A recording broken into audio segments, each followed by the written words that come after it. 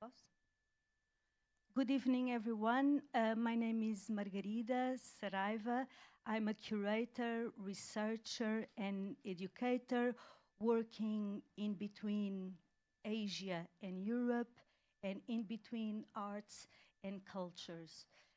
Today we are here to present the book by Professor Terry Smith, Curating the Complex and the Open Strike. This book was initially published as part of a series edited by Stephen Henry Madoff, titled Thoughts on Curating. It's a very small series. I have two little samples here. Today there are already 4 different essays published under this series. I have translated the book into Portuguese, which is the one we are presenting today also, because it adds an essay written by me entitled In Between Languages, Territories and Paradigms. So I would like to start by stating how honored I am to have had the opportunity to translate this book and to think along Professor Terry Smith some of his proposals. So, and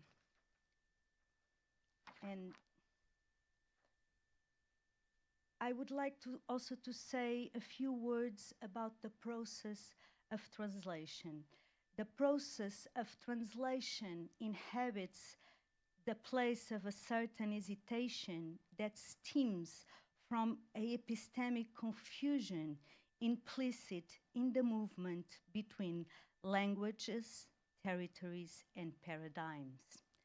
Despite the awareness of the impossibility of performing an absolutely neutral translation, of the constant presence of a certain subjectivity, of the impossibility of achieving an absolute equivalent between one language and the other, between one paradigm and possible others, the relevance of sharing this essay with the Portuguese-speaking worlds as a possible entry point into Terry Smith's thought overlapped for reasons that I will have opportunity to share with you tonight.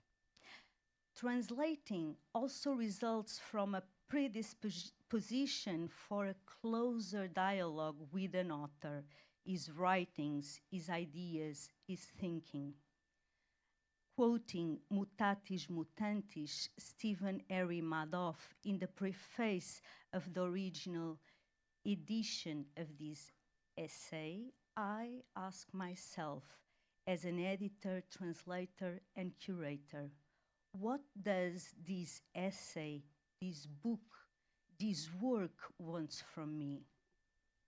What do I want from the reader? And in a way, who wants what I want? Who will be open and willing to read what I read and to think in consonance, not with my own thinking, but with that of the author I had edited, translated, and annotated.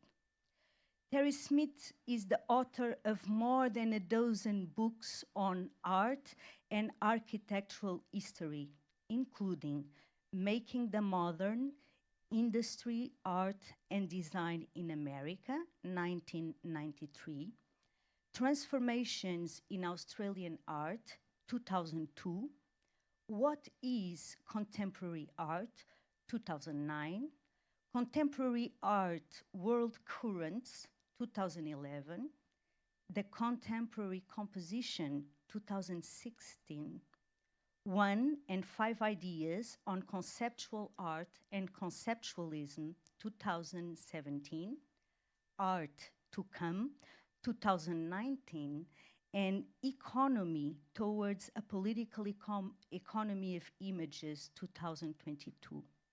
He was editor of works such as Antinomies of Art and Culture, Modernity, Postmodernity, and Contemporaneity, along with other curators. He is Emeritus Professor of Art at the University of Sydney, Andrew W.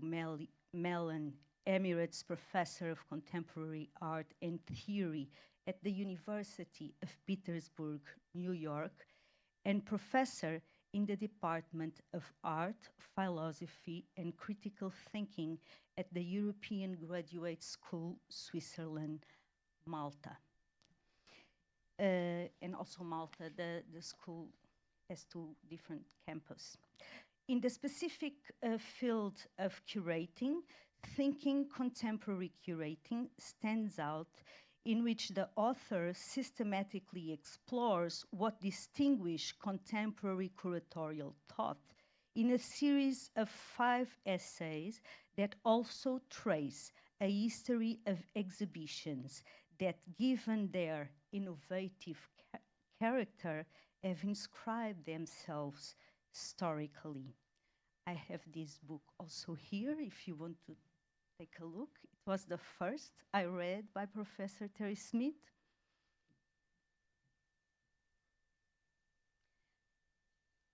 Another book, also in the field of curating, that one must mention is Talking Contemporary Curating, dating from 2015, in which Professor Terry Smith interviewed and had conversations with a wide variety of curators, including Anne Ulrich Obrist, Maria Linda, Clarice Bishop, Boris Groys, among others. These dialogues offer an overview of contemporary curatorial thinking at work in individual perspectives, but also globally offering a collective reflection on the demands of a practice, the contexts of exhibition making, and the platforms through which art becomes public.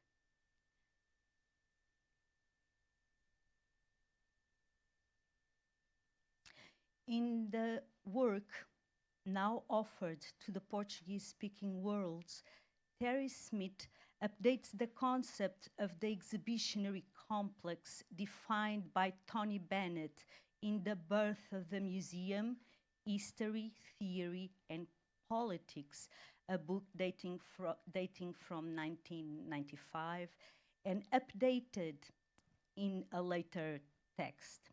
Bennett elaborated the genealogy of the public museum as a modern institution of control, a line of thought that Foucault left under-theorized.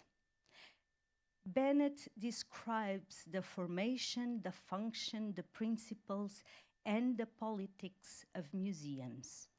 And since the 19th, his whole definition was called the exhibitionary complex, a concept that has become central to the theoretical debate about museums and exhibitions. There are hundreds and hundreds of theses, master's degrees, and also PhDs trying to in dialogue with this work of Tony Bennett.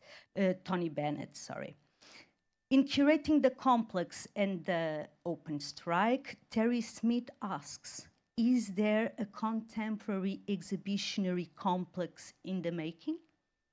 And if so, what does curation looks like, and what is it within the contemporary exhibitionary complex?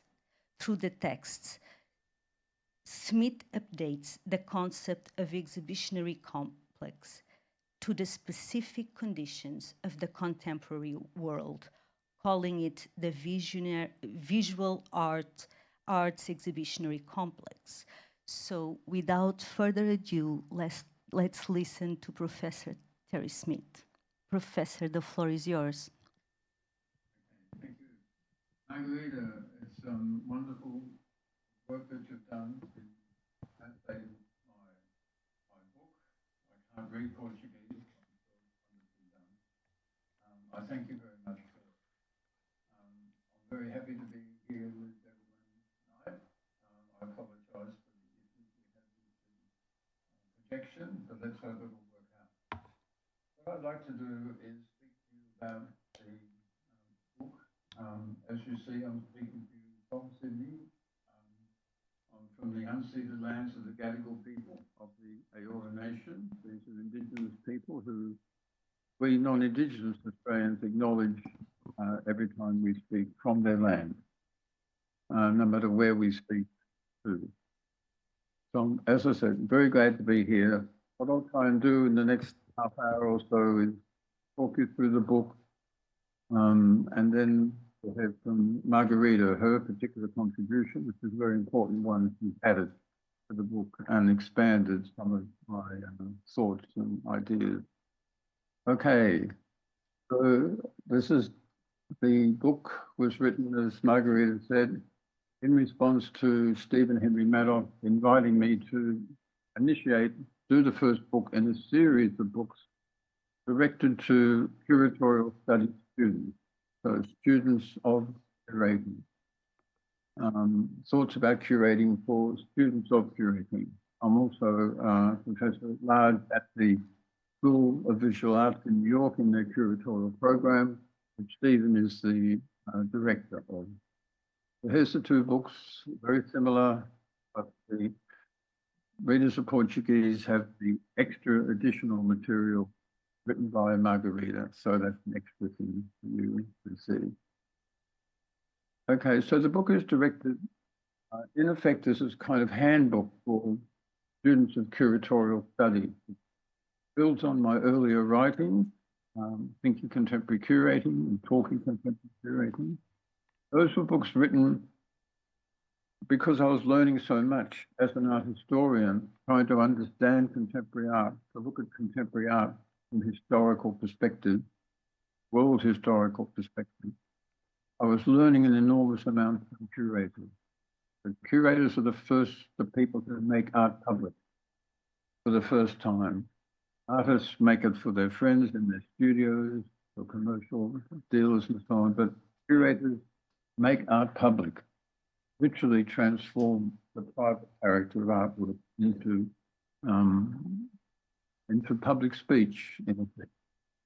Curators put works of art next to other works of art in ways that the original artist may or may not have anticipated, and so on. So that's something, that's curatorial creativity comes in at that point. And curators relate works of art to the rest of the world in very particular ways.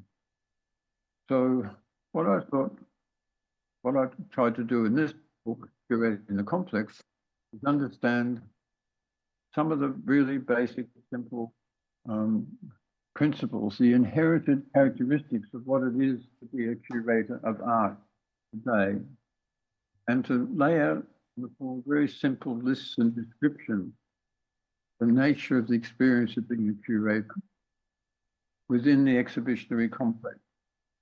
So let me just go through the steps of that and say some very straightforward things that are actually rarely done.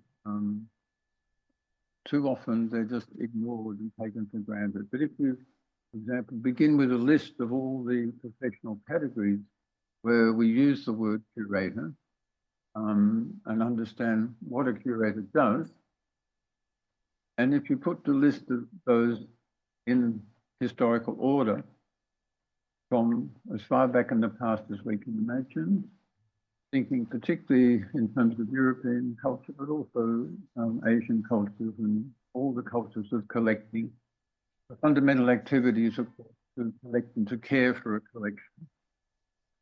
And then within that framework of activity, there are a series of positions that have emerged over time to be distinct professional positions. And if you put them in order of the hierarchy that's appeared, you see the obvious list that's in front of you. Museum director can also be a curator.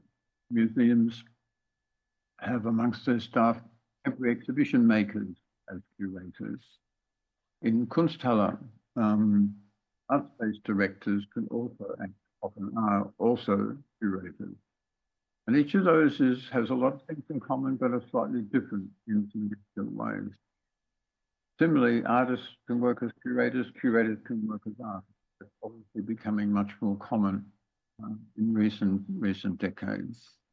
You can be a curator of one special medium or of art from one period, or you can have a certain approach, perspective as a curator that defines you.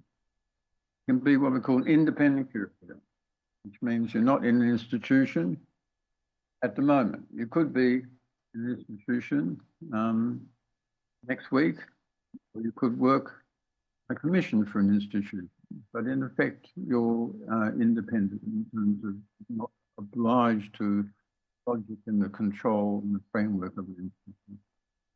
Or you can be someone who just curates certain projects at certain times and do something else another time. You can be a programmer of events or festivals. That's a curatorial practice as well, becoming much more curating events and including works of art, but not only works. You can be a member of a collective, a co-producer of an exhibition. You'll be someone like me as a curator-educator, eventually or curator theorist. There may indeed be people who teach curating and theorize curating without ever having curated an exhibition. And that would be terrible, I think, but it's possible. We have many art education at, say, secondary school who are not artists in a fully professional sense. The category of a research curator is appealing.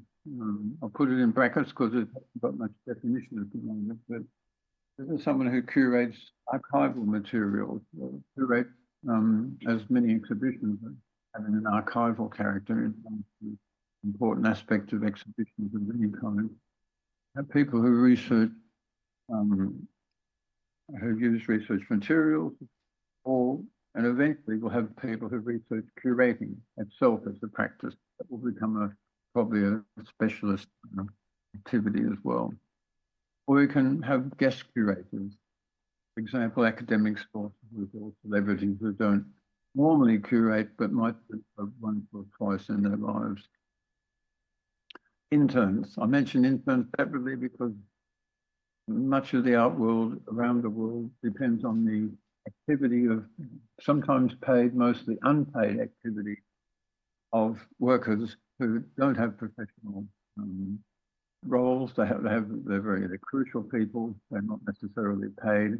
They're not recognized enough that they're absolutely crucial for the whole system to work.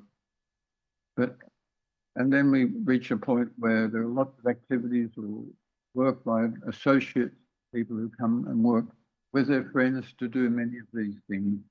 And that can merge into what we call curationism, a kind of lifestyle activity of curating, of which in cultures of excess, like many of us have these days, that's also quite common. It's not professional art curating, but it's... So these are all quite simple categories. If any of you can think of other categories in any of my lists, please let me know, or let Margarita know, because we're constantly revising all of these lists. Professor, sorry for interrupting. We can only see, I'm sorry for interrupting. We can only see part of the slide. So we were considering it would be eventually better for us here in the room to see your face instead of the PowerPoint. Is that okay? The PowerPoint is where I have most of the information, though, most of the knowledge in the projection. Or maybe you try to make it a little bit smaller so that the entire slide is within our screen. Okay. All right. How can I do that? How to do that? One thing I think I'll do is people will be patient for a few minutes. What I've actually got set up here is two different screens. What I'm going to do is take one screen out of the picture, because that may be complicating the projection. So everything will go blank for a minute, then it'll come back. Okay? Okay, thank you. Let me try that. All right, I'll stop sharing the screen, and then I'm on a simpler operation, I hope.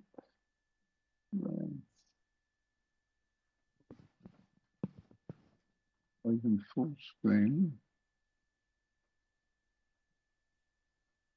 Let's try and share that. It's perfect now. Thank you. Do you see a range of the Guggenheim Museum and a range of images above? Yep. Let me try the next slide to see if that comes up when I do that. Yes, we are missing the titles in the top and in the bottom. Okay, so all right, let's do this. Let's hope this will work. Okay. So, okay. Thank you. The exhibitionary complex. The reason why this idea came up, absolutely as Margarita said, my friend Tony Bennett, who by the way now lives in Sydney and is at the University of Western Sydney, is a teacher there. In fact, he's just retired. He's a good friend. We speak quite often about this, these questions. So what I really wanted to do was take this idea, which applied to all museums of all kinds and all kinds of public display, and focus it on those museums and other places where works of art are shown. Because what's obviously happened since Tony wrote his famous essays in the early 1980s is that the amount of places where works of art are shown have increased massively around the world. The number of people involved in making exhibitions, presenting artists, curators, everyone involved, administrators and so on. And the number of visitors to museums has just absolutely expanded, massive. So whole visual culture, what I call the economy, the whole dependence on image exchange, visual exchanges with visual imagery. That's the world we're in now. And that's the world in which curators now operate. So we have to have an expanded sense of our arenas or our field, what you call our field, the art field is much expanded from what it was some years ago. So the exhibitionary complex I'm taking as the visual, one that relates to the visual art aspect. What I see a kind of hierarchy and a range. For example, what brings together, what connects the Metropolitan Museum of Art, which is the sort of treasure box of works of art from all over the world, accumulated by enormously rich Americans. And it just keeps expanding. You know, it's just another $500 million expansion. Yeah, it's about to happen there. What connects that with, for example, the Sadia Cultural District with multiple series of museums? Apart from this is obviously a real estate venture, with museums as the cultural front of the venture. The Guggenheim Museum, well, not so much about real estate, but it's showing enormous wealth that the Americans had accumulated at that point. The British Museum was about imperial treasure. The Louvre Museum was about empire and conquering the world and bringing the imperial back, and so on and so forth. So there are all these reasons for different kinds of approaches, but they're incredibly expensive. But what connects all of these together nowadays, and what also connects Ruben Grouper, for example? At this point, I was thinking about them many years ago before the whole documenta question came up. And I was thinking, of Ruben Grouper, who are well known in Australia for their work. As they operate a kind of regional network, training people how to create other places like Ruben Grouper. In other words, art collectives, political activist art collectives, who are involved above all in creating kind of different kinds of communal social life as distinct from collecting works of art from the preservation and cultural artifacts. So the exhibitionary complex includes a very big range of people and activities. So what I thought I'd do in this book is something really simple, just list all the places, the sites, the places in which works of art are regularly shown. List them going from the top left-hand side of the screen and then from the top right-hand side. Can you see those clearly now, Margarita? Is that all the text clear to see? We can't see the entire text. Great, perfect, okay. I won't go through every detail of this because I'll keep coming back to it and expand it and show it to you. But this is the core, very simple thing I did. I don't know why people haven't done it before. Anyway, I just listed all the places, the different kinds of places where works of art have regularly been shown, particularly within the history of the great European cities, but then now also cities of Asia expand and grow and themselves are modern and eventually contemporary cities. All of these things are appearing as well in large cities, smaller regional centres, and even smaller towns and so on and so forth. So if you can read this list, you start looking down it from the top left and going down to the bottom and top right and down. Imagine it as a list from top to bottom. You can actually read this as a list of historical developments, particularly from the history of European art. You can read it goes right back through the 15th, 16th century up to the present, going from top to bottom and then top to bottom again. Or you could actually read it in terms of what I call hierarchies of cultural power, because most the great metropolitan cities, the great centres of empires of time, have at their core universal art history museums or national collections, something like that that you see up the top. Centres of great concentrations of cultural and symbolic power. So that have that kind of hierarchy as well. And also a fallout in most cities means that people in the city who have either money power or political power or cultural power or economic power or of some kind or other, they collect around this. So kind of social hierarchy, class hierarchy within all of these activities as well. And so on. So, and then eventually, of course, there's concentrated institutional power. The longer you've been around, the more bricks and mortar your building is, the more other powers you collect in a place, the more, if you like, attention you get, the more you define the circumstances of life, the life worlds of the people around you, the more powerful you are. So you can read this list in lots and lots of ways, but as you look down at it, I've spoken about universal history of art museums, period museums, national collections of one kind, and there's more general civilizational, ethnic museums, indigenous museums. There are museums of modern art, museums of contemporary art. Then on a smaller scale, there are local governments, suburban galleries, and regional galleries. So within each city, like in Tokyo, for example, there's 20 different, well, there's 80 or so museums, but in Japan, there's something like, I can't remember how many prefecturates or municipalities have their own museums. In fact, they have their own versions of almost everything on this list. Something different, university galleries, art school galleries, they have their own museums. Single artist museums like the Warhol in Pittsburgh, for example, where I was on the board for 10 years and so on. So we keep reading down satellite spaces, and then now private collection museums and galleries, many more of those are being built. In Shanghai, for example, there's half a dozen, as you know. And they've developed a kind of quasi-public role, even though they're technically private. They're obviously part of the city. They have a municipal character, and some of them becoming kind of national museums in their own way.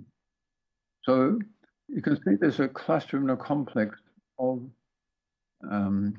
exhibitionary sites that are museum-like in character. They have historical force and character. And between them and the whole other approach to exhibiting art is the commercial or dealer galleries, auction houses, and art fairs. That's clearly a whole way of relating to works of art, where the crucial thing is to show the work and to sell the work. That it's a different set of values, different logics, and so on. That's there. And then equally structural and crucial are biennials. Biennials who exhibitions, they happen to occur every couple of years. They're temporary, but they've now become, as you all know, so regular and so recurrent that they are what I would call structural. They are now part of the whole structure of what of the exhibitionary complex, as important as museums and as dealer galleries and so on. And they themselves are becoming internally very complex, no longer devoted entirely to showing works of art from somewhere else and stimulating the local art by bringing in art from elsewhere.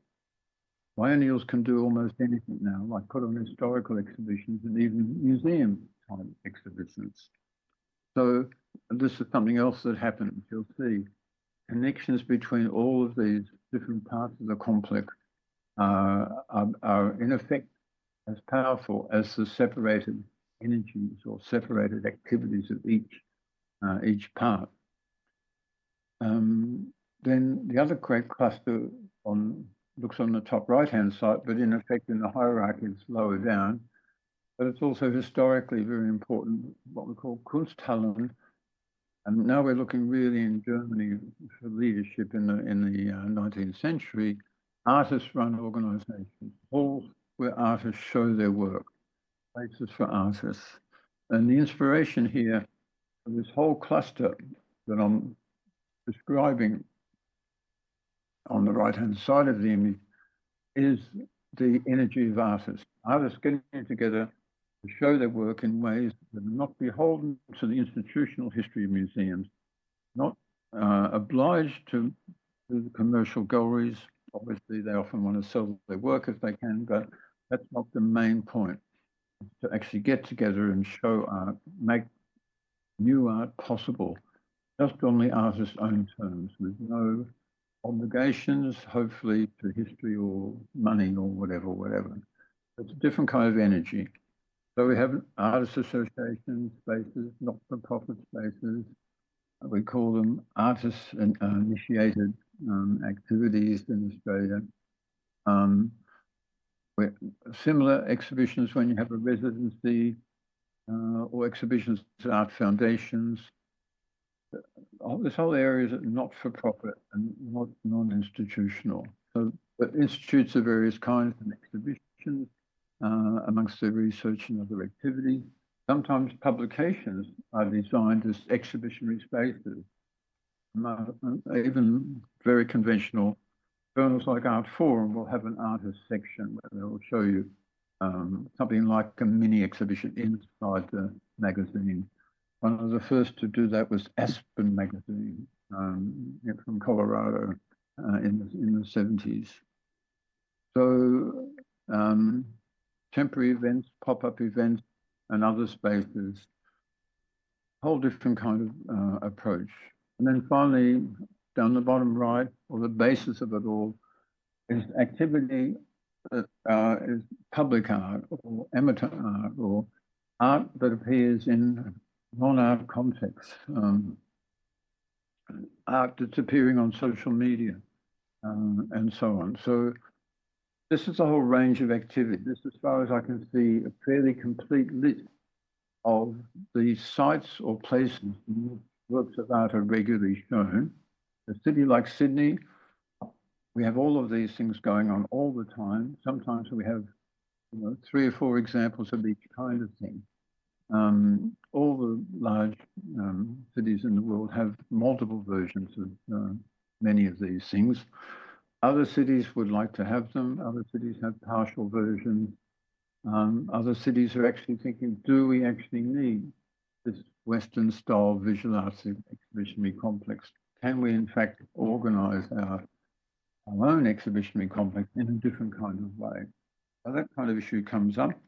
It is very helpful to list these things, and it's extraordinary. There's actually 45 different places where works of art are regularly shown and regularly curated. Every one of these needs a curator. And there are curators who specialise in one little part of this or work across 3 or 4 different parts of it. And new formats for showing works of art keep being invented all the time, every day. So if I was to sum it up in a couple of images, we could look at these two. We could start from a very traditional private collector, total collecting enterprise, as you see in the left in the painting about Archduke Leopold, mid-17th century, great collector of Italian art in particular. And then if you come to exhibitions as events, exhibitionary events, literally just a few days ago, Kai Jiaping was produced this event in his hometown to celebrate the opening of the museum there. And as you see, he's got this great ship appearing amongst all the fireworks, and the outline of it appears on the right in a series of drones, and it's an event that goes on for about an hour or so with music and all this kind of activity. That too is an exhibition. So exhibitions have become eventual as well as fixed objects that are fixed objects. Okay, so I'll keep on going with my list for a while, if I could. These forms of exhibitions have themselves developed formats or form that unfold through history, and they govern the activity of curators. Most of us as curators just take these things for granted. We don't even think about them. We just kind of assume that they are what they are. But if you list them and be very clear about their history and so on, you can work out ways of actually generating different kinds of exhibitions instead of repeating yourself all the time. But if you, again, take a particularly European approach to this history, aristocratic private collections really start in the 15th century in Europe. The academies, really important. The academies are artist-run, professional artist-run organisations that create displays for the instruction of other artists within their academies in the 16th century. 17th, they start to offer annual salon exhibitions.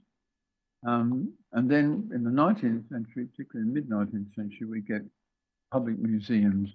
And then, of course, the great international expositions. This is when Tony started to write, pick out to see this complex appearing.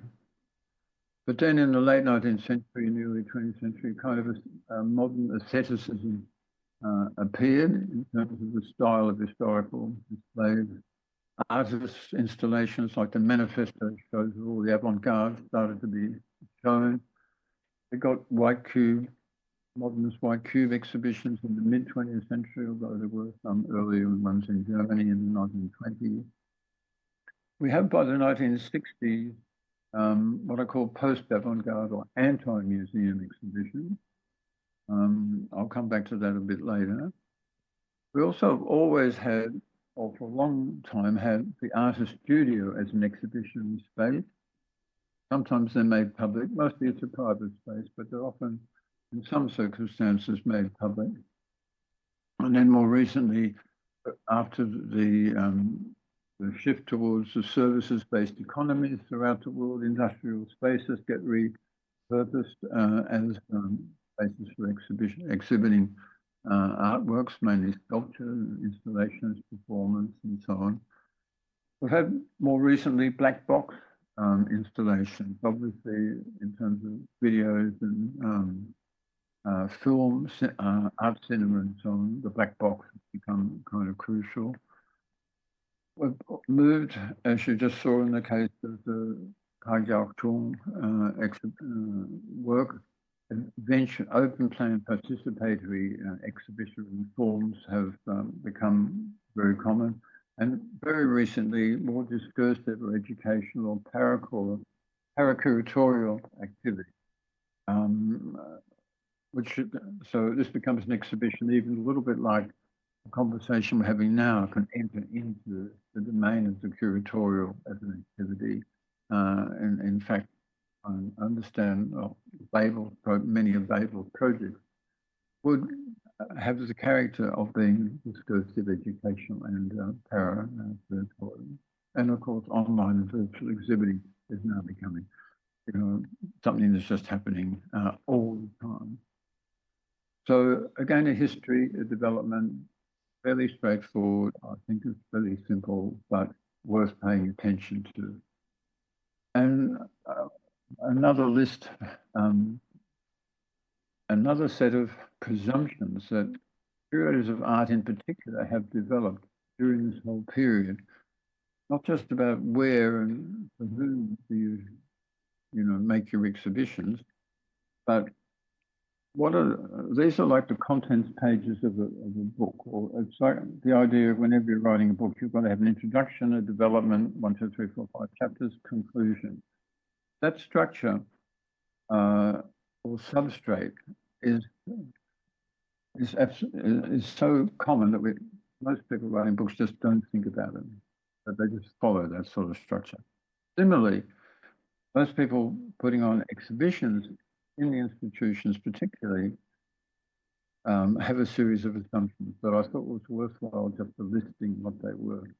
Originally, the private exhibitions were either generally domestic or they were on a grand scale if the person's had a house big enough and they wanted to make a big sort of statement. Artist organised exhibitions were originally primarily to show this year's production or to try and sell some work, and they varied according to people's capacities. The collection rooms in a public museum, the idea that a public museum will have collection rooms and then temporary exhibition spaces. Obviously, that developed as a way of making sure people come back more than once and that the whole place doesn't become fixed in time at a certain time.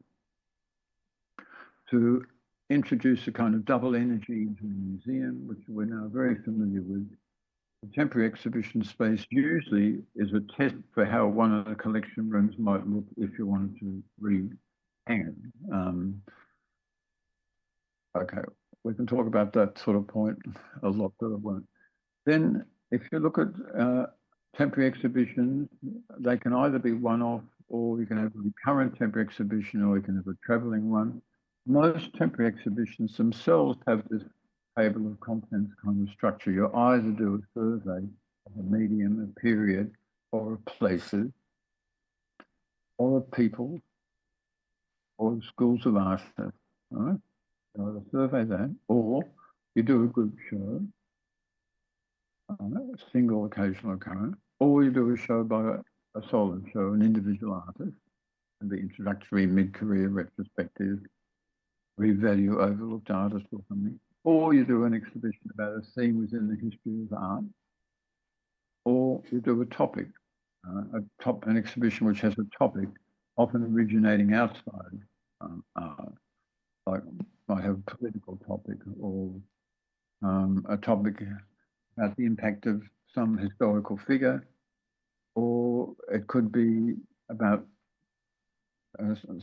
shifting sexualities within a particular culture, for any kind of thing, but it's a topic that doesn't arise from the history of art or practice of art per se, but obviously artists have taken it up, so that's what you do.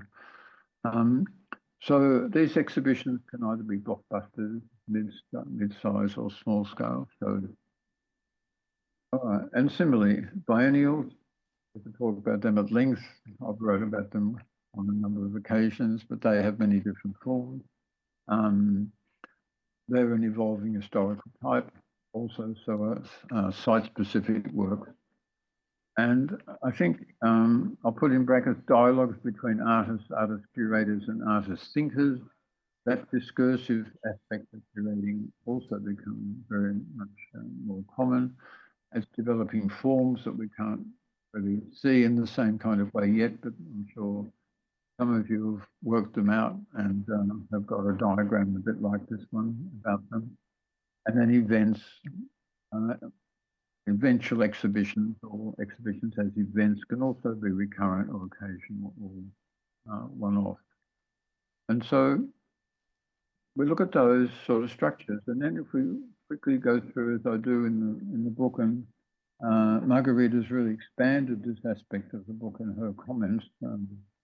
If we look at through the history of various exhibitions, particularly since the 70s, you can see an evolution of styles of exhibition making that have been shaped by powerful art styles. The art styles, art practices not only mean that you see different kinds of work in exhibitions, but those practices actually shape the nature of curating, of how they're curating. So pop art had enormous impact on exhibition making. Andy Warhol's Raid the Icebox was one where he dug stuff out from a collection, Rhode Island School of Design, if I remember correctly. But pop art in general, in terms of its emblematic way of showing stuff and just going bang, bang, pop, bang, bang, was an high-coloured, bright pop exhibition making was very popular in the 60s and still happens every now and then. Minimal exhibition making, like Don Judd at Murphy, is got an image you can see down there. Very common.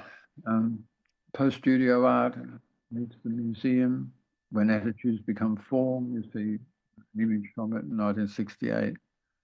And then conceptual documentation, archival shows have images of these. Margarita will have images, but the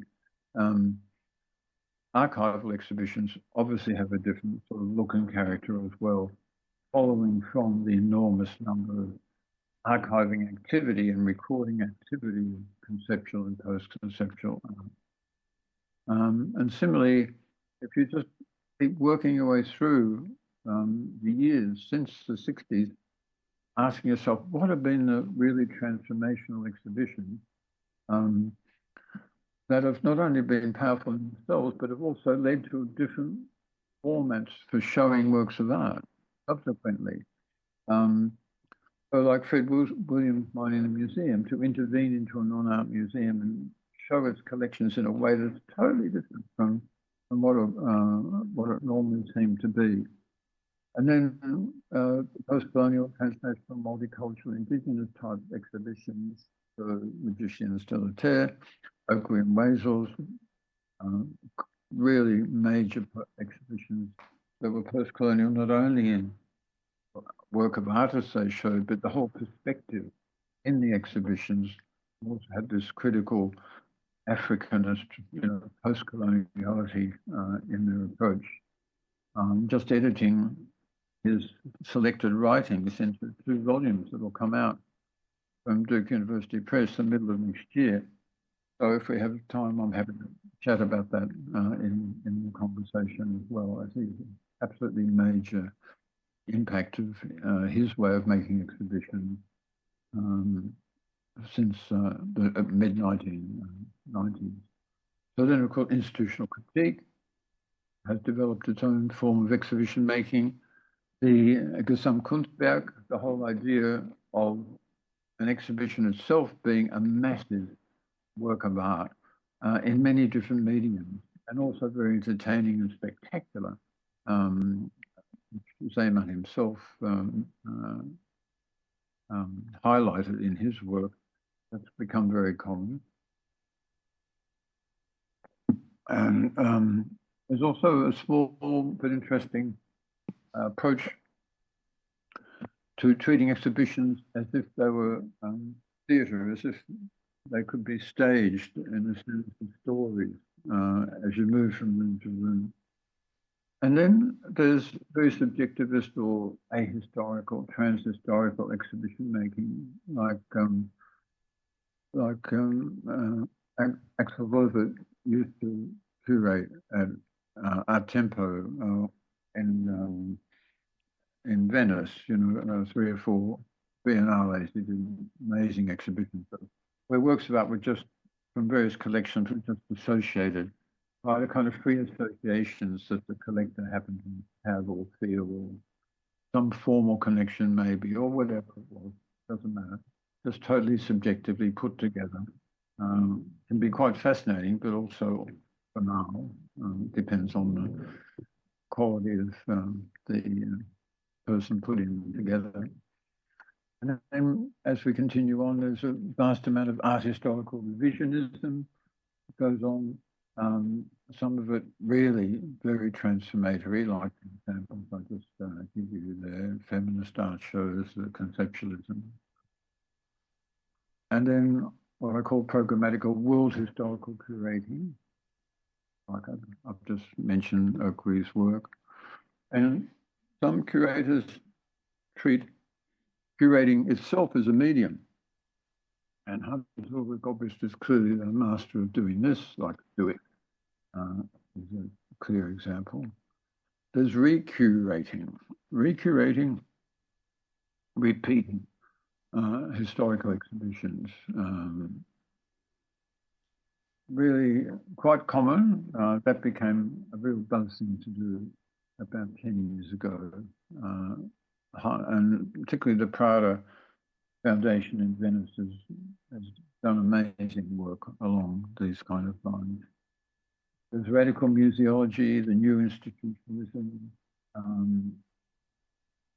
This takes many different forms, but it really asks museums to become sites to rethink the nature of either the sense of nationality or the political character or the understanding of time, of being, really quite deep curating that Charles Esch and Manuel Boyer-Villel before we got moved from along in Spain there, and Zdenka Benovenek before he got sacked by the right-wing people in Slovenia.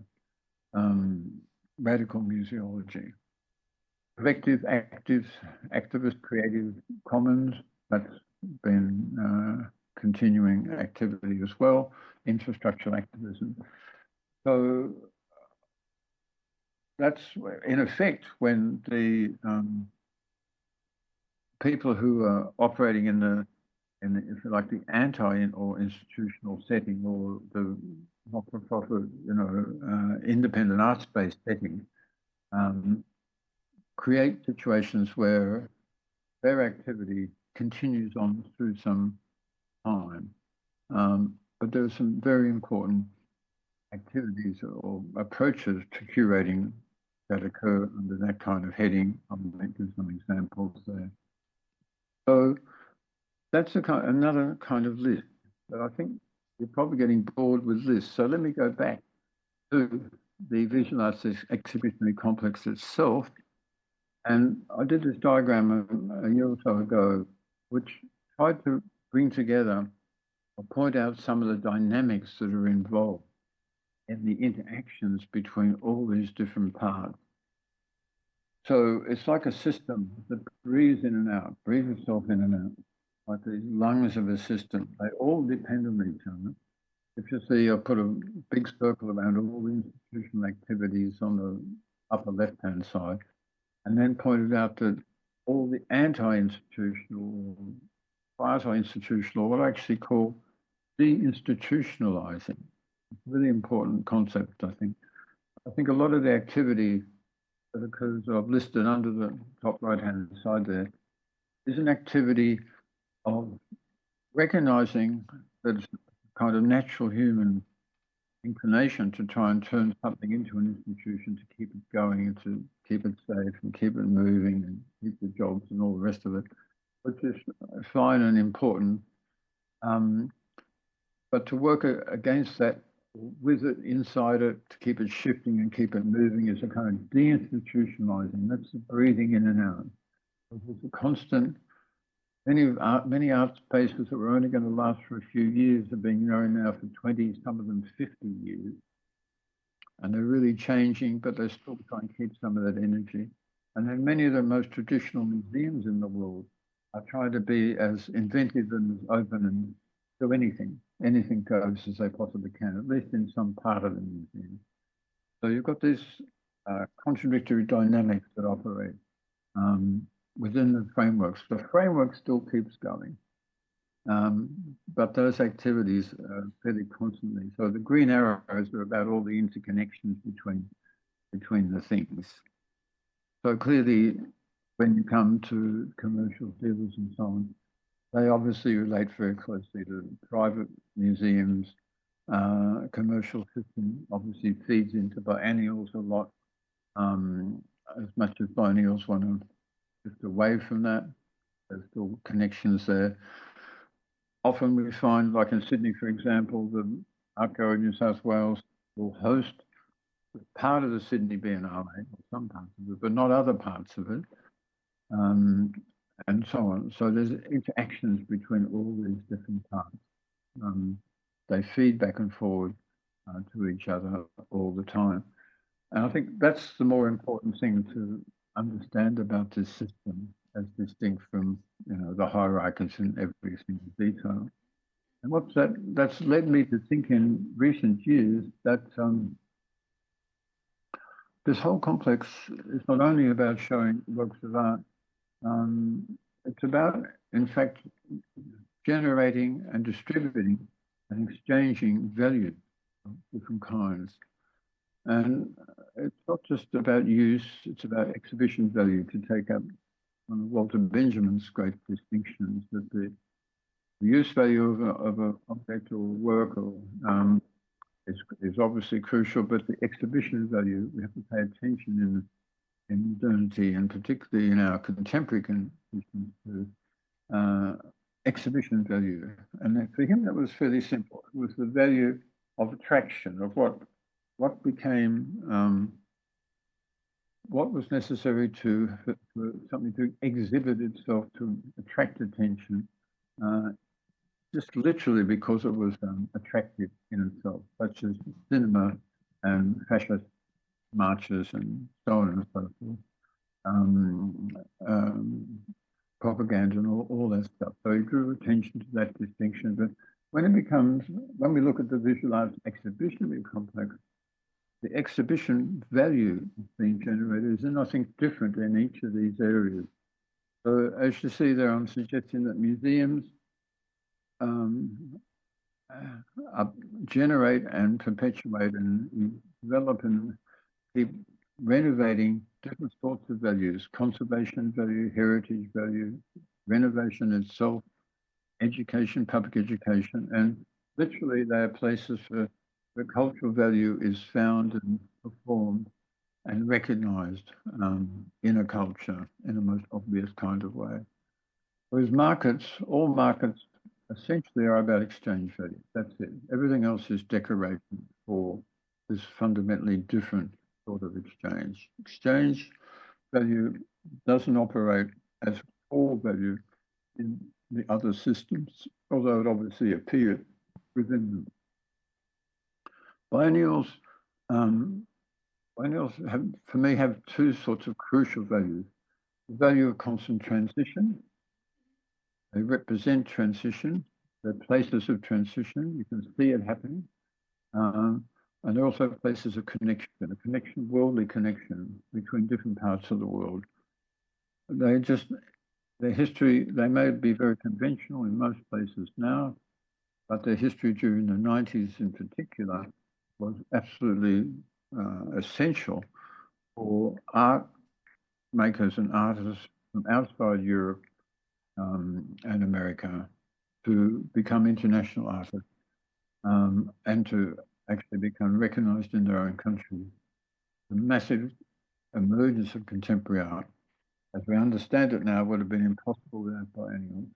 Whatever faults many of them may have today, their virtues have been enormous, I think. Biennials have been places where the values and the work of independent art spaces have become much more prominent. And what independent art spaces do, to me, they're the places that generate origination. They actually are places of artistic origination, much more than anywhere else on the system. In fact, they're the main places where new artistic ideas, new curatorial ideas, new practices, new ways of thinking are created or invented. I mean, it doesn't exclude that happening elsewhere, but this is the repository, this is the engine, in the core of it all. And then public art has what we call an economic public good, social values, general cultural values. And social media is developing other sets of values, virtual values, some of which still have to be defined. Social value is a question mark. It varies depending on the circumstances, as we've seen. Australian government has just introduced for the first time restrictions on the use of social media for people under 16 because they doubt its social value. In fact, they think it's having a negative social value. So what that has done, I think, if we think about the complex in this sort of way, and this sort of this thinking about the complex in this way, led to the decision to include, to in fact invite Ruben Grouper to do the documentary show in 2022.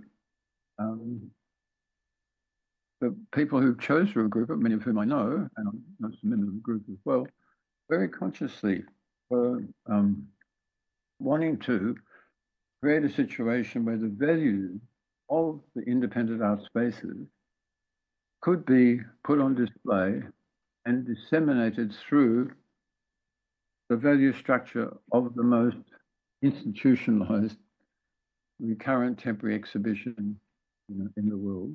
I mean, apart from Venice. So Venice and Documenta are obviously the places where I call them meta exhibitions, for whatever other issues they may have.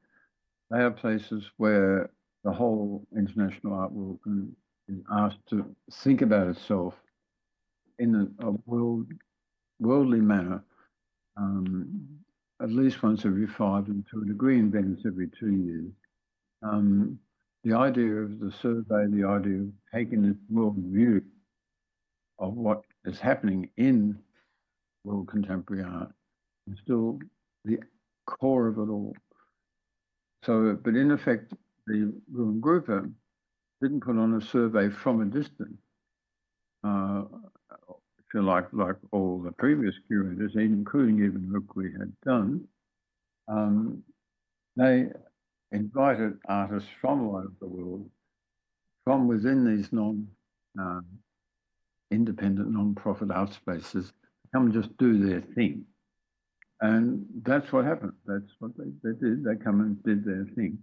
And the result was, we were there during the first week, the result was on the one hand, a very, I think, quite powerful demonstration of the nature of independent art activity throughout many parts of the world, on the one hand, which ran into the incapacity of European culture to absorb that lesson.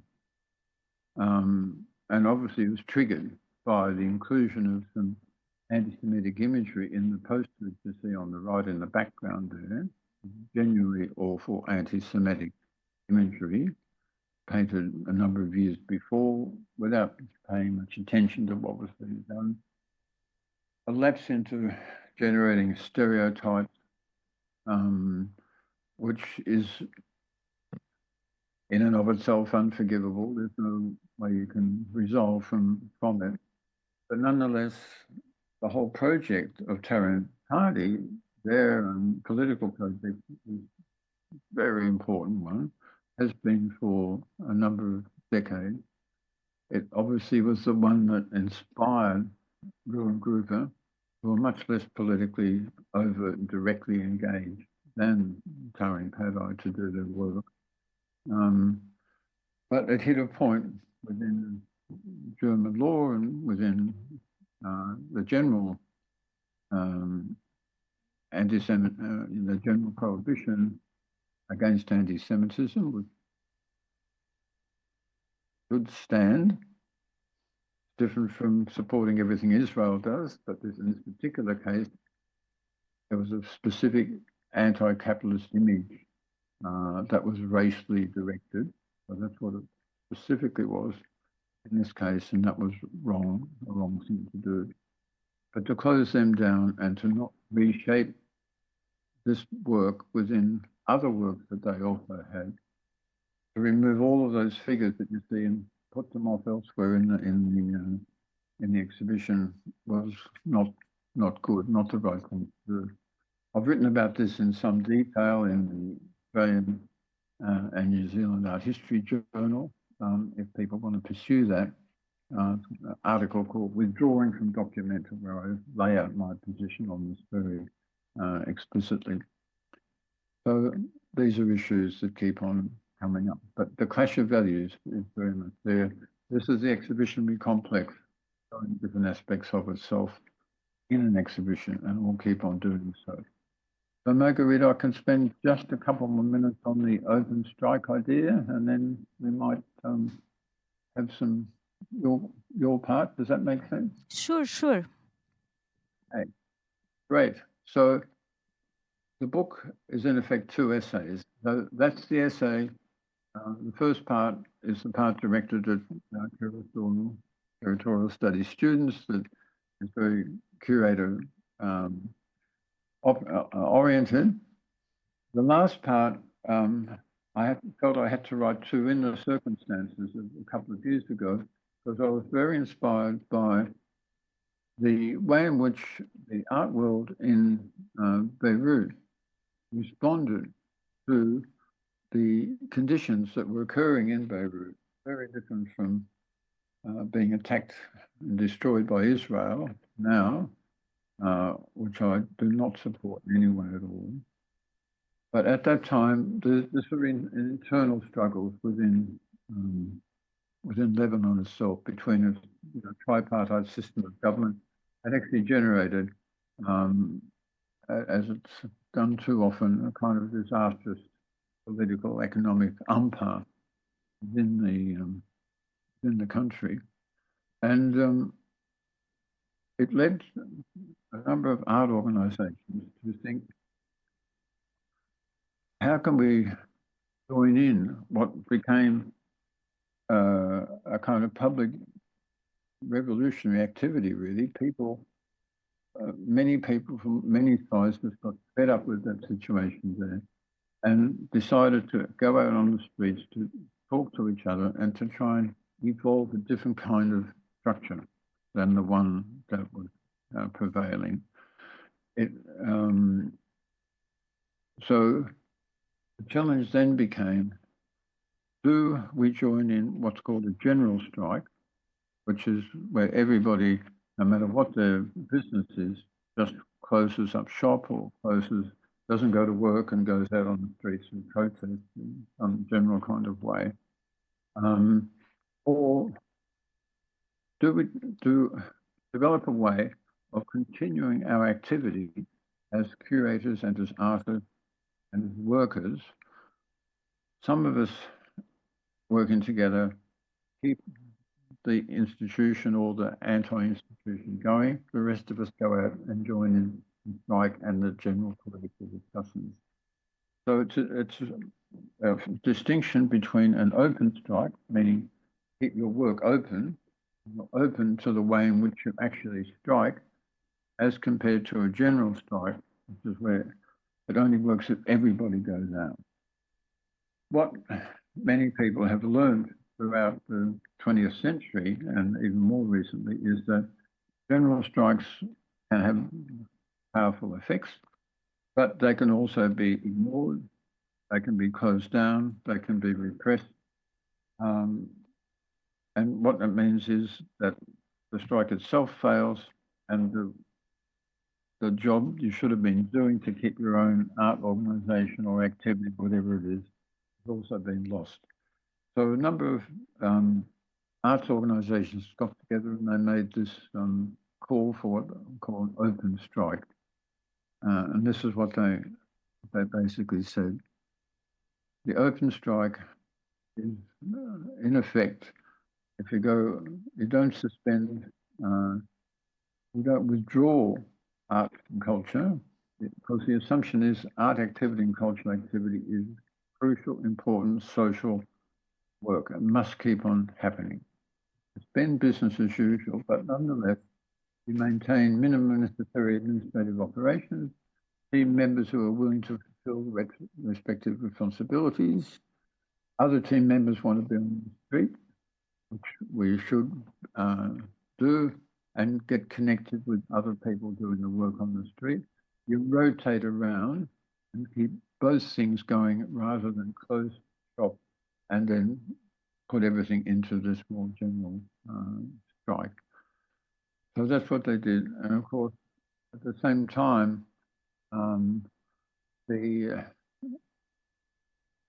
art sites in Beirut, you can see there on the left-hand side. And then on the right-hand side, you can see, unfortunately, so many art sites in Beirut were near where this incredible explosion occurred and they got wiped out. Many of them are back.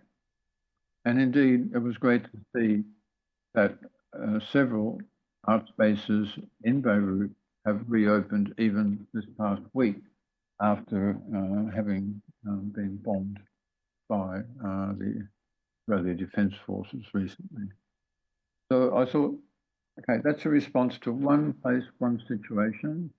But I was writing this in New York, and in fact, the book was published in New York, and it became clear to me that the activities of Decolonise This Place, for example, the group Decolonise This Place, was very much taking the same open strike approach. So doing performances like smoking ceremonies at the Whitney, working against Warren Candace, who was himself one of the Whitney vice president, whose company produced gas that the Israeli army was using against protesters, and that was being used on the Mexican border against immigrants trying to come into the country and so on and so forth. Those kind of protests were becoming very important, in fact, very effective to lead to the resignation of that gentleman and various other changes within the museum themselves. And so this is the kind of values and principles we have to, I think, remember. The exhibitionary complex is what it is, but it also sits on the land of the people, the land of Indigenous people, and the places of where publics have their rights to be, and their values need a voice within our museums. So I'm getting to the end of what I have to say. I hope you found it of some interest, and I hope you'll be interested enough to take up and buy a copy of this book that Margarita has worked on so hard. No, I'm not receiving any profits from this. I'm happy not to. I'm very happy to know that my work is available in Portuguese, and they're here in Macau that you're interested in learning a bit about it. And again, I thank Margarita for her work in making the translation. So thanks very much. Thank you so much, Professor.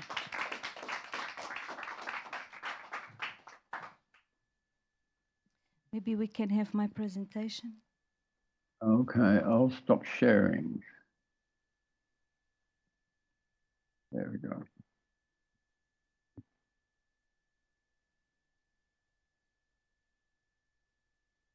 Okay, so I will take 10 minutes, I think, or 12 to introduce my part in this book.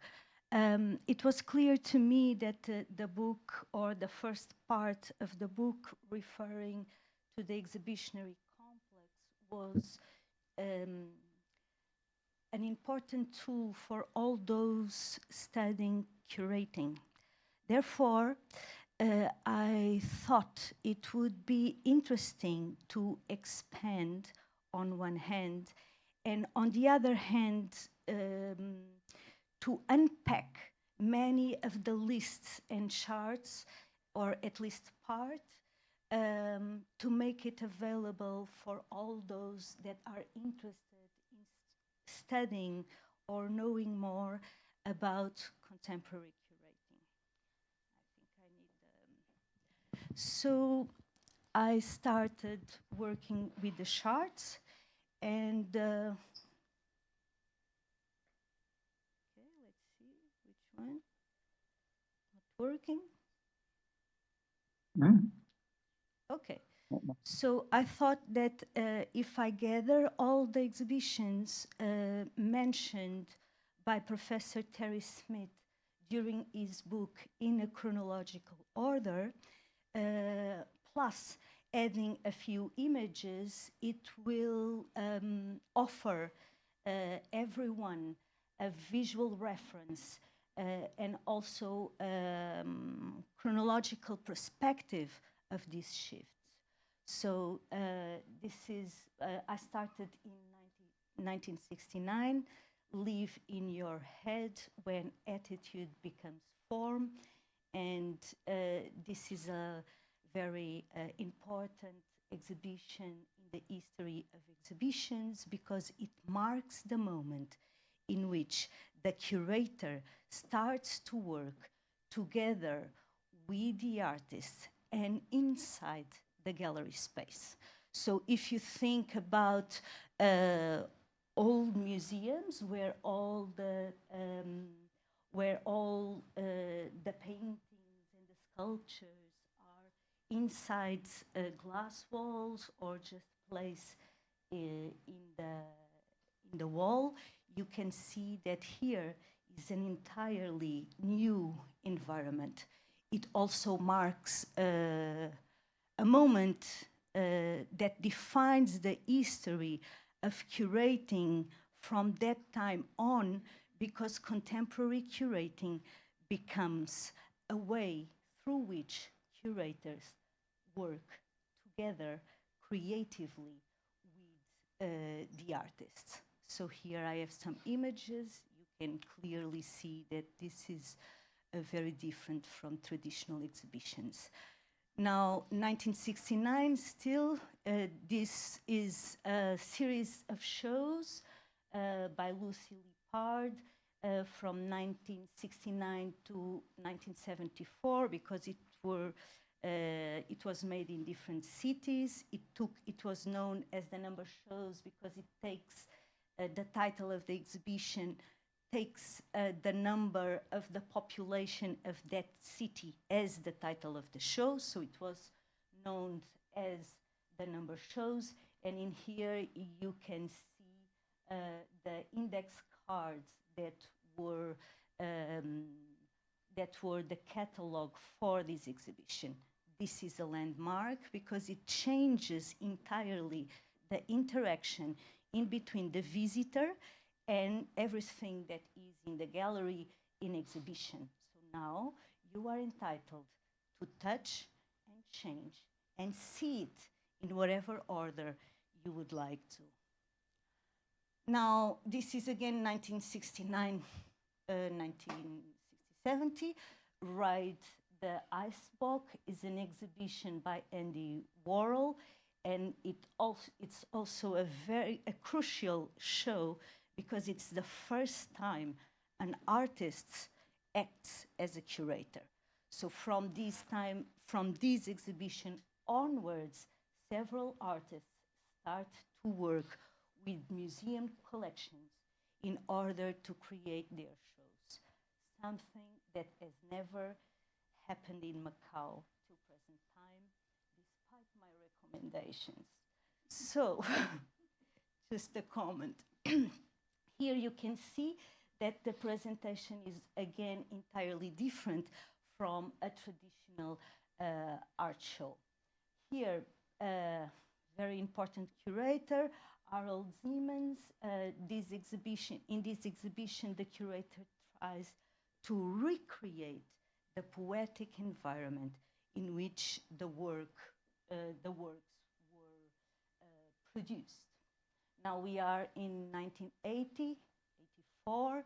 15 untitled works in concrete by Donald Judd is the permanent collection of Shinati Foundation.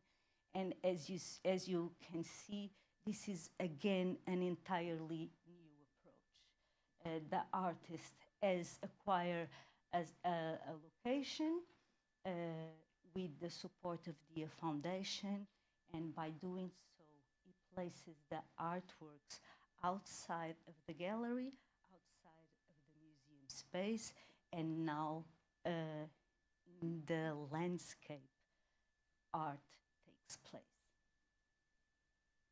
Now this is again a very important exhibition,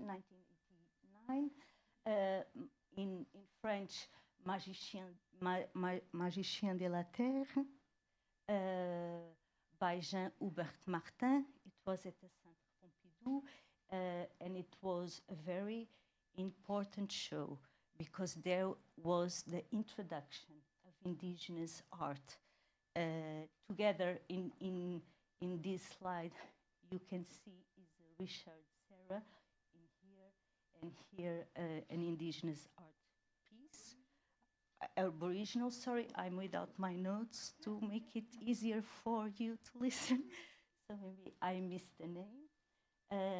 And this also entirely changed the global perspective of art. So while before you would go to a museum, to a gallery, to a show, and the huge majority of the art pieces would be from America and Europe, in here we start to see a very important shift. This is 1992, 1993, Mining the Museum is an installation exhibition indeed by Fred Wilson, and again, using the collection of the museum, the curator here is trying to produce a critique to the museum itself. So you can see on top of the columns, you have three figures. They are important figures within, they are important figures, important white figures. That's the point here, while the black ones are left with no one. So it means, in a certain way, that a whole part of history was left untold within museum settings.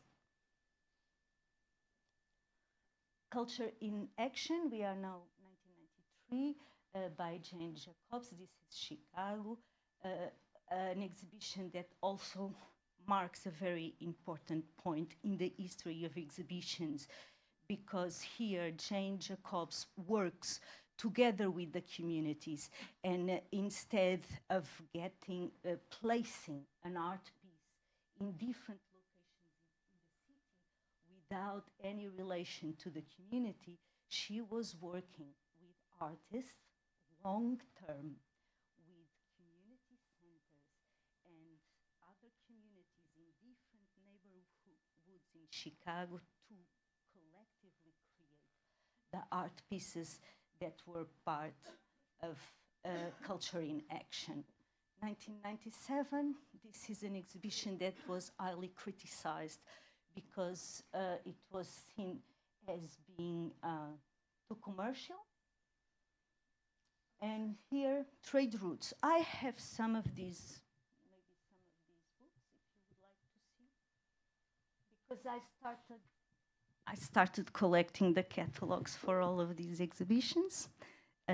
So I have them here, and I will pass them around.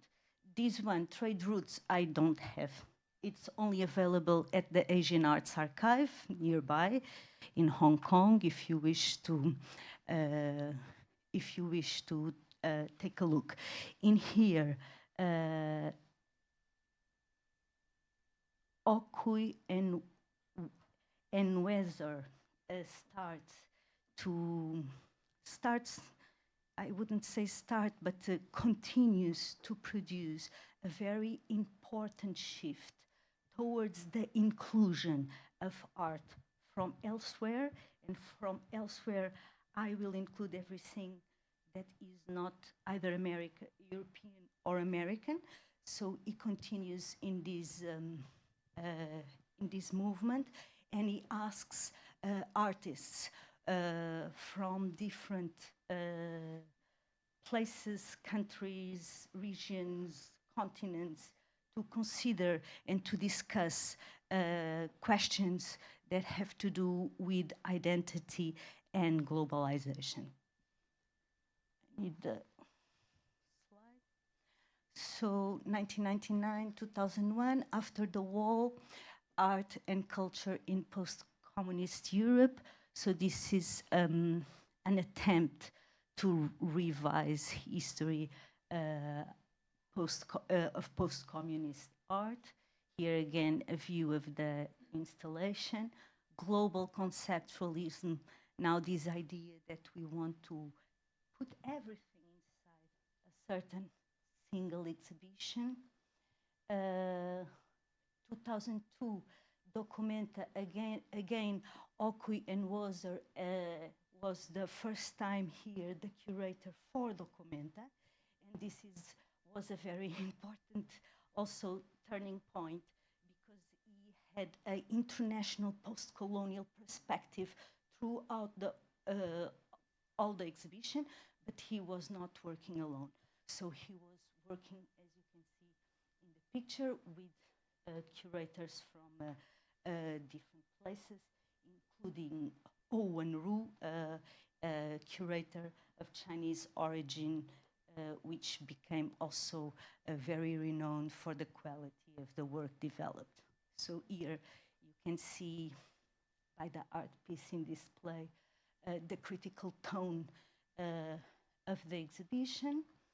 And 2007, WAK, Art and the Feminist Revolution.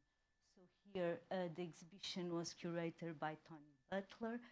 I studied this one in particular because I started to search in these exhibitions that are so-called global, what is the space reserved for Asia and what is the space reserved for China. And I concluded that this exhibition, even though it's supposed to be a global exhibition, it includes 3 Asians, 1 Chinese woman, which seemed to me not enough, as a side comment. So here, this exhibition, also mentioned by Professor Terry Smith, entirely subjective juxtaposition of art pieces, from different regions and also from different times. Sometimes you can really create very interesting narratives. Sometimes it doesn't work so well. So this image is in the wrong position, but Living as Form is one of the catalogs that I have there also. Socially engaged art from 1991 to 2011 tries to put together a series of actions and activities that are extremely relevant in the development of contemporary artistic practices, because they bring together those type of practices in which art entirely merges with life. So when attitude becomes form, this is a restaging of the first exhibition I have presented to you in the beginning of this talk. So it was now it was in 1969, the first version, the second in 2013, and this is the catalog of the presentation. It raised a lot of issues and questions because the new curators, they decided to place it in a historical place, and also they decided to maintain the relationships in between one artwork and the other artwork as in the original exhibition. So it also raised curatorial questions in that regard, and there was a huge debate around this exhibition. Now we are reaching almost the end. 2017, songlines tracking the Seven Sisters. Oh, 2017, 2016, there's a mistake. But this exhibition, regardless the exact date, was extremely important because it's a revision of the history of Australia as the whole Australia, and especially pre-colonial foundation moments that were previously ignored.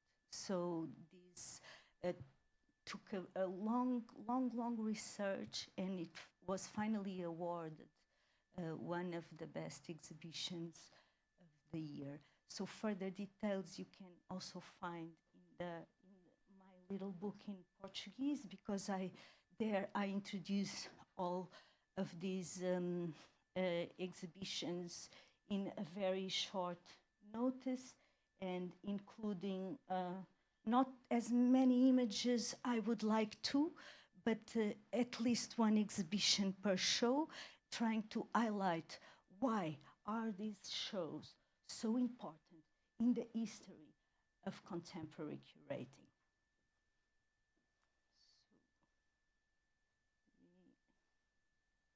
So this is Do It. Do It is an exhibition that is originally created by Anne Ulrich Obrist and is touring the world since 1993, if I'm not mistaken. And it's composed of different kinds of instructions made by different artists, which artists, that artists elsewhere can read and produce the work through a new interpretation and present it in a certain space together with the support of another curator rather than the one who actually conceived this format of exhibition. Now, this was my contribution regarding the exhibitionary complex in order to unpack it and make it accessible for all those that do not have all these details in mind when reading the book. And the second part is related to the concept of the open strike. But the concept of the open strike, as described by Professor Terry Smith, it's a moment of emergency, a moment in which the rule of law is suspended. It's an extreme case. I was trying to establish a parallel in between those situations of collective actions and the realities in Portugal and in Macau, China, where I live.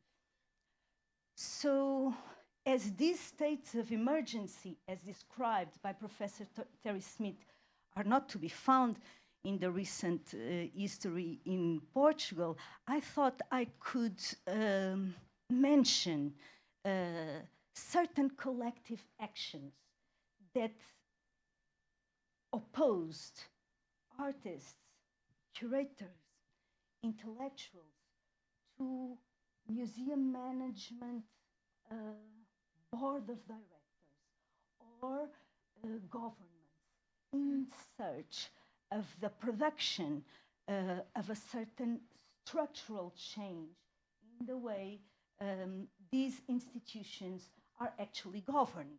So I pointed out in my essay 3 cases.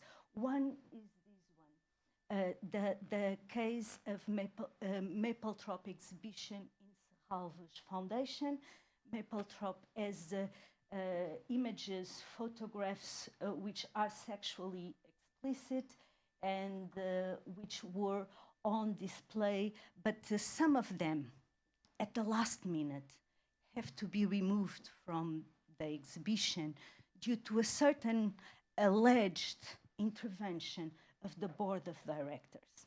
So the curator felt it as an intervention in what he believes to be the freedom of curating. So the curator should have the freedom to choose and present the works in order to be faithful to the overall corpus of work of a certain artist. So the curator resigned, and it was the beginning of a long argument in between the administration and the curator, which ended up in the parliament, where the curator was arguing his point, and the president of the administration, Ana Pinho, was arguing her own points. Now, there were several open letters in order to complain. There were also some manifestations, and there was a discomfort regarding the freedom of a curator to present art. Another case took place and developed, also started with the Serralves Foundation, but then it spreads to all other institutions in Portugal, including Casa da Música, Fundação Carlos Gulbenkian, and it started with the pandemic. Most of the workers that work in the educational services, which are the services that receive the majority of the public, which are the services that work, for example, with blind people or with autistic people or with anyone with special needs. Those workers work without a contract. And that means that they are paid by hour of service that they provide, and they have no security whatsoever if an emergency case like the pandemic occurs.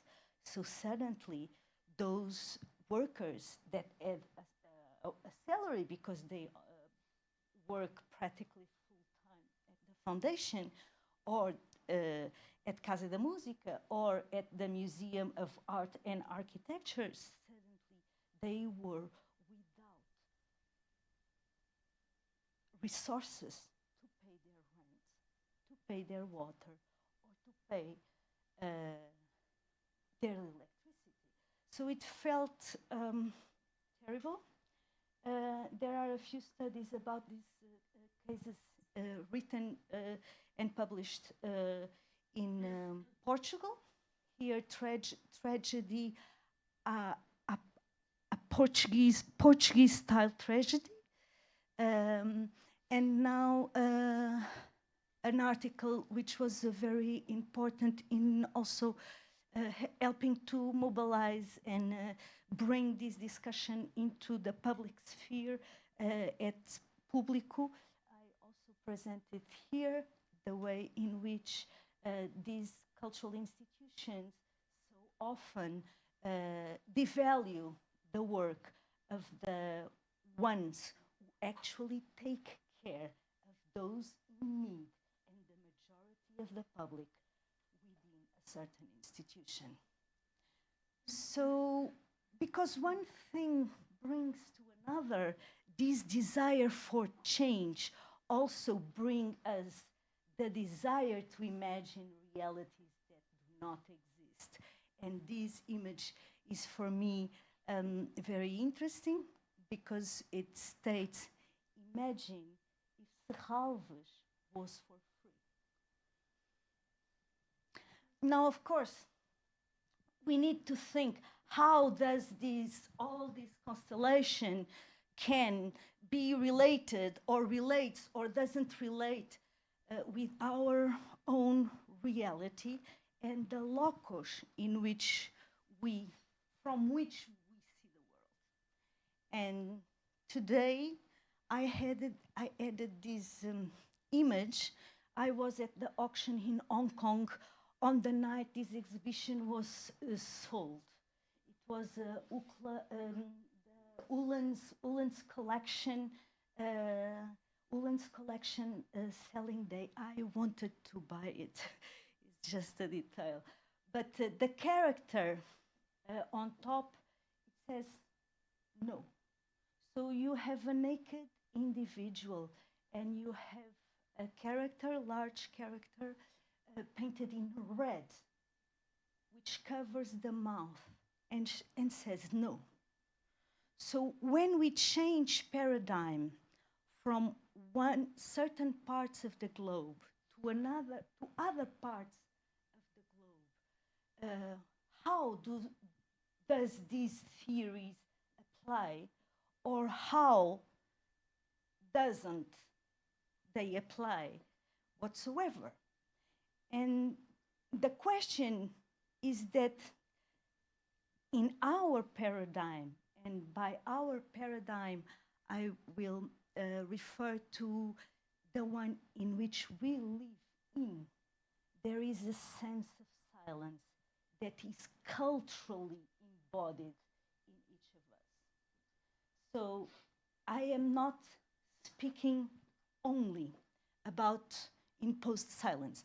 I'm speaking about culturally embodied silence, which does not allow us to create a parallel in whatsoever in between those cases I was presenting before and whatever, anything that happens in our territories.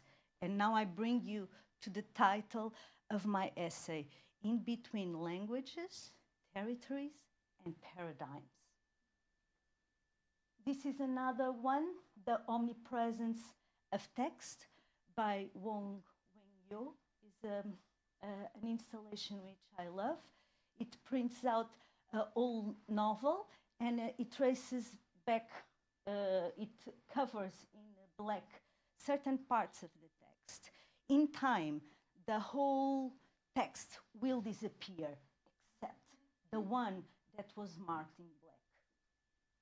Because it seems not possible to forget the memory of a certain silence. Now this is another one, Rui Rasquinho. It was presented in an exhibition I presented in Macau some time ago, last year. This is an untitled work. It's a pile of newspapers, and there is a bottle of medicine, the same bottles that are used in the hospital, which drops and drops and drops. Little pieces of Chinese ink. But on the side of the newspaper, a new, entirely new work is created.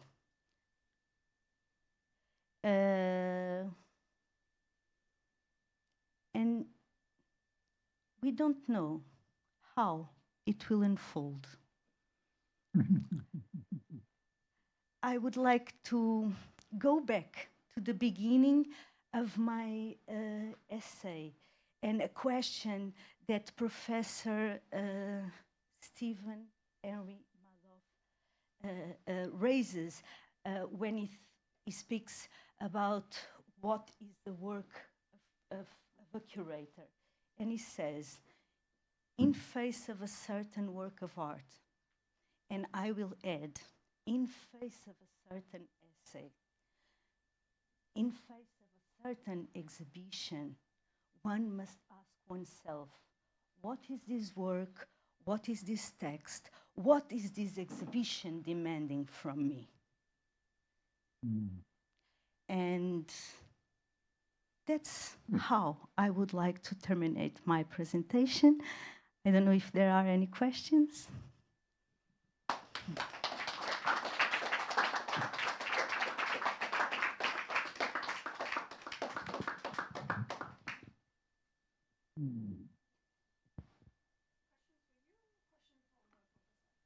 As you wish. Any comments, Professor? Oh, I would love to hear responses. I did talk for quite a long while, so very happy to respond. And thank you, Margarita, for your thoughts, particularly those last images, very important ones. Yep. Yeah, Professor, thank you for this very intensive and very profound talk from you. I heard that you mentioning about something called contemporary thinking. Have you? And I would like to know, what do you mean by that? How is the thinking can have a period of time in it? First question. Second is Marcel Duchamp's conceptual, like his fountain, is also a contemporary thinking, despite the fact that it was in 1921. A third question, also related to the same subject, which is contemporary thinking, is it important to process, as a curator, to process the contemporary thinking? Thank you. Okay.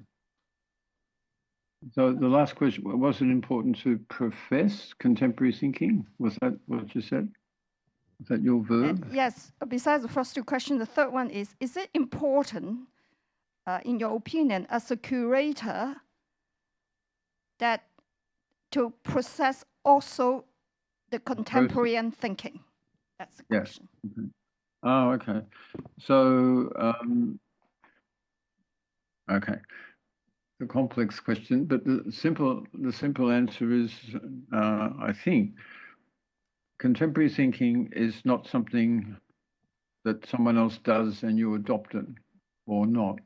It's the kind of thinking that you do in relation to your contemporaries, who are all sitting in the room with you, and even older contemporaries such as me and Margarita.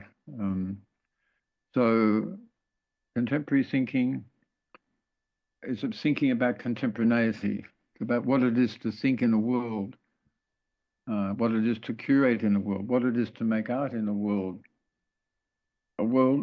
where our differences, a world of contemporaneous difference and the constant generation of differences.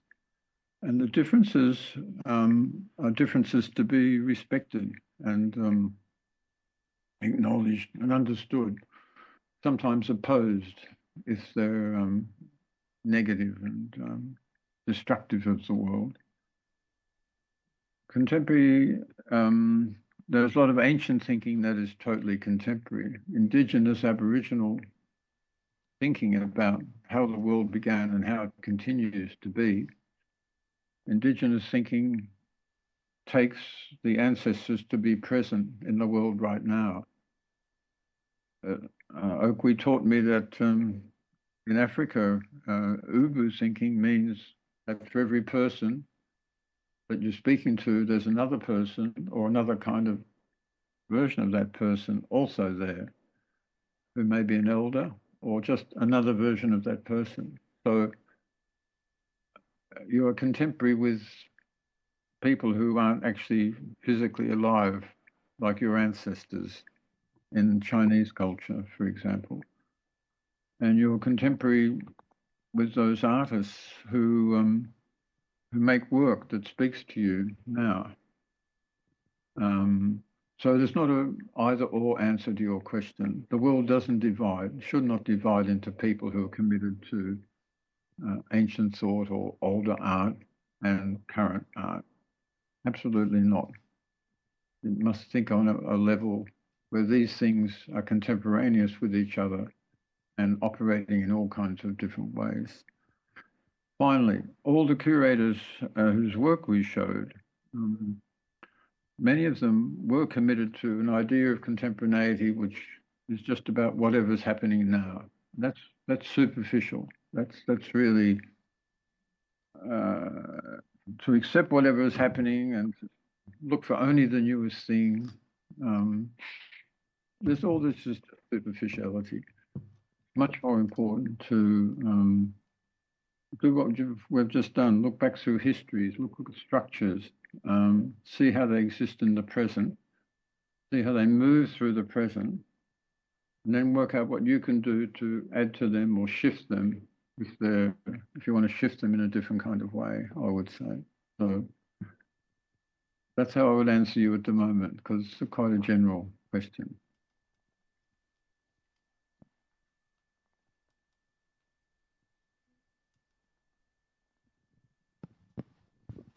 Any further questions?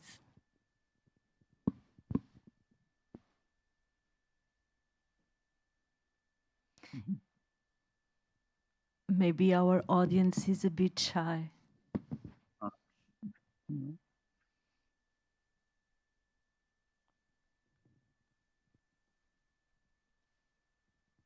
Okay, so it seems there's one more question here. So it's a lot of curiosity. My name is Cecilia Ho, and I'm an artist. Just now, there was mentioning about this curatorship from Australia. Obviously, you know very well about this. These Aborigine ladies following the seven ladies or something like that. I don't remember the title anymore. Apparently, I have a feeling that these curators are what nowadays we may use the word unprofessional. They're just not being trained professionally as curator. Am I right? Because that's in your slide, Margarita. Yeah. And my question is, go ahead. The world is accepting, and if they are non-trained curators, and the world is accepting their curatorship together with the artists, and the exhibition is one of the best exhibition in Australia. So why are we learning how to curate a show when not trained curators are doing a great job? That's my question. That's a provocative one. I will leave it for Professor Terry Smith. Oh yeah, happy to answer. So it's great. Okay, so Indigenous exhibitions. Okay, the Seven Sisters are the galaxy, the Milky Way galaxy. They're the Seven Sisters. The Indigenous people understand the stars to be the same or as parallel to the ground. But they have these songline stories where the whole earth is created by what they call ancestor figures. Similarly, the skies were also created by ancestor figures, and they make their artworks about the connections between the skies and the earth.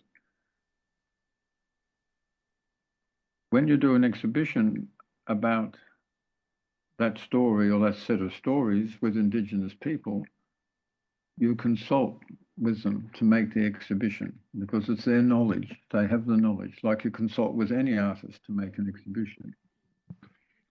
And in this case, the main professional curator was a woman called Margot Neal, who is the Deputy Director of the Australian Museum, who's an Indigenous woman herself. She's maybe about 50 years old now, trained curator.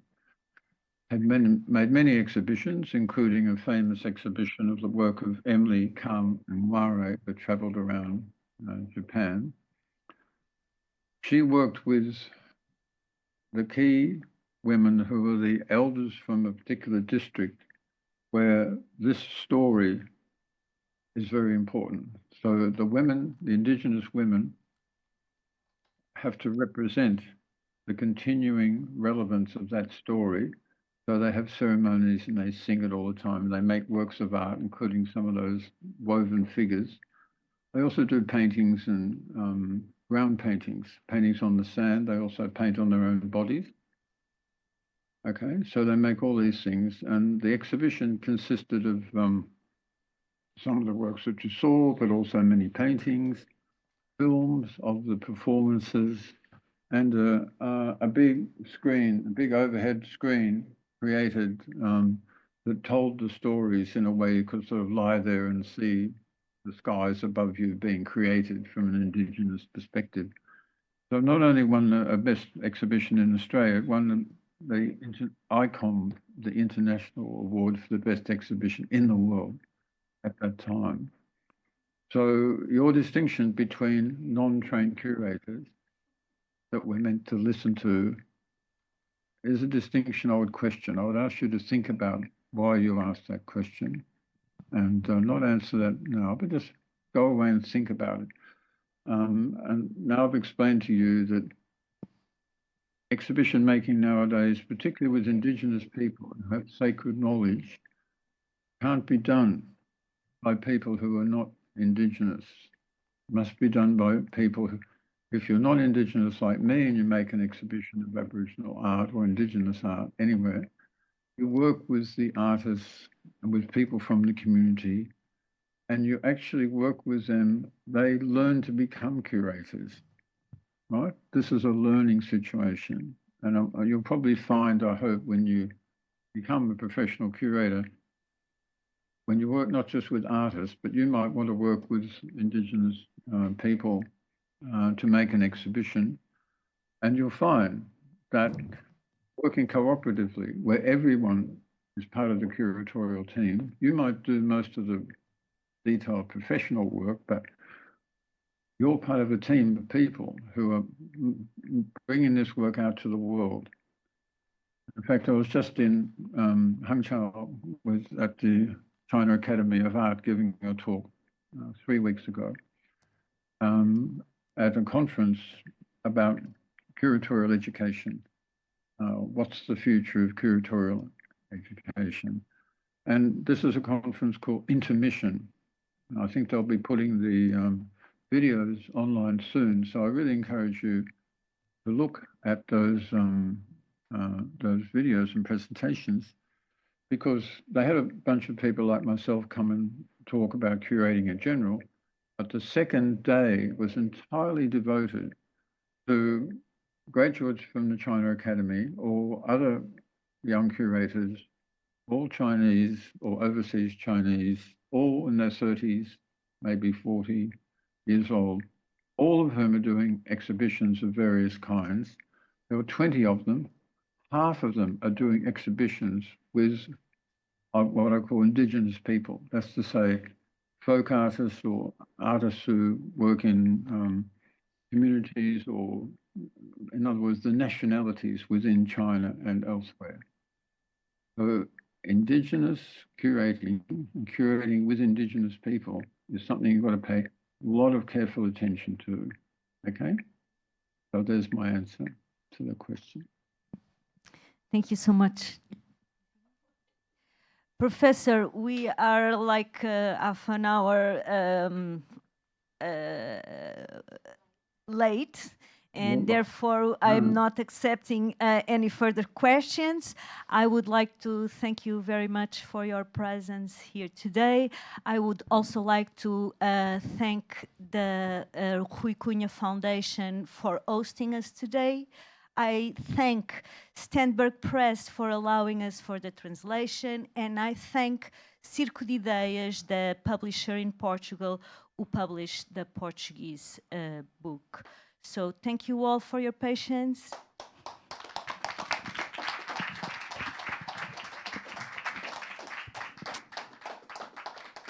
Boa noite. Okay, thanks, everybody.